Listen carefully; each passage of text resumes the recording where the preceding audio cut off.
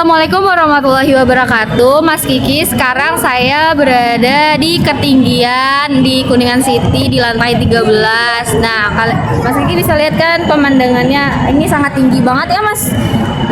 Jadi saya ya udahlah, pokoknya lanjut aja ke penjelasan saya. Nah, menurut saya, Asia Pasifik ini merupakan kawasan yang sangat penting dan strategis dalam konteks global saat ini.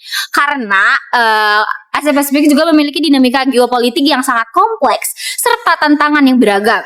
Di balik tantangan tersebut, kawasan ini juga menyimpan berbagai peluang besar terutama dalam bidang ekonomi, kerjasama regional, dan keamanannya.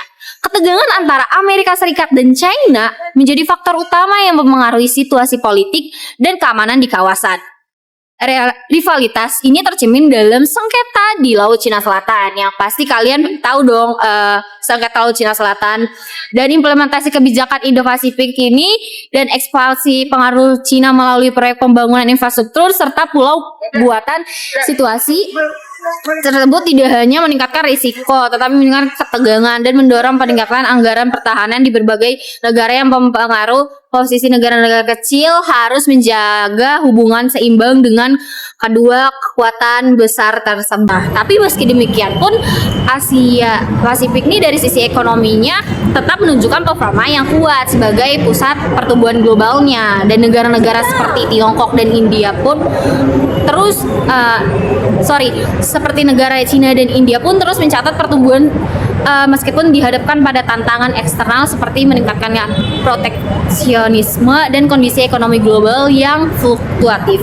Dan ASEAN sendiri juga sebagai organisasi kawasan yang memainkan peran penting dalam menstabilkan hubungan antara negara serta memperkuat kerjasama ekonomi dan politik melalui pendekatan multilateral. Selain itu, pengembangan teknologi seperti digitalisasi, kecerdasan buatan seperti AI, dan inovasi industri turut mendorong diversifikasi ekonomi yang memperkuat ketahanan ekonomi kawasan dalam jangka panjang. Namun, di sisi lain pun, Asia Pasifik tidak lepas dari berbagai resiko dan hambatan ketegangan yang dimana berlarut-larut di Laut Cina Selatan ini terus menjadi sumber ketidakpastian yang mengancam stabilitas regional. Dan di sisi lain pun, kebijakan ekonomi global yang menjadi proteksionis dapat mengganggu aliran perdagangan dan investasi yang pada gilirannya mempengaruhi pertumbuhan ekonomi ke negara-negara di kawasan yang sangat bergantung pada pasar internasional.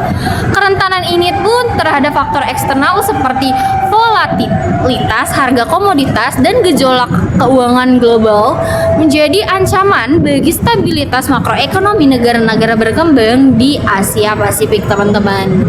Jadi untuk kesimpulan dari analisis geopolitik kawasan Asia Pasifik tersebut ini tuh dapat kita ambil sisi positifnya.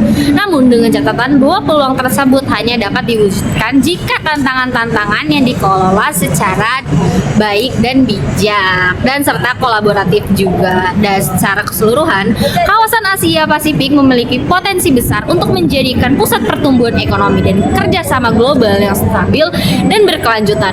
Meskipun dihadapi berbagai tantangan seperti geopolitik, rivalitas, kekuatan besar, dan ketidakpastian ekonomi global. Dan sisi positifnya pun, kawasan ini justru terletak pada kemampuan untuk beradaptasi dan memperkuat mekanisme kerjasama multilateral.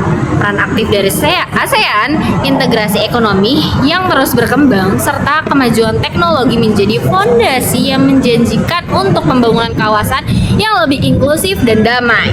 Dengan komitmen yang kuat terhadap diplomasi, keterbukaan, dan penyelesaian konflik secara damai, Asia Pasifik tidak hanya mampu mengelola resiko, tetapi juga dapat muncul sebagai kawasan yang menentukan masa depan politik dan ekonomi global. Sekian penjelasan dari saya. Wassalamualaikum warahmatullahi wabarakatuh.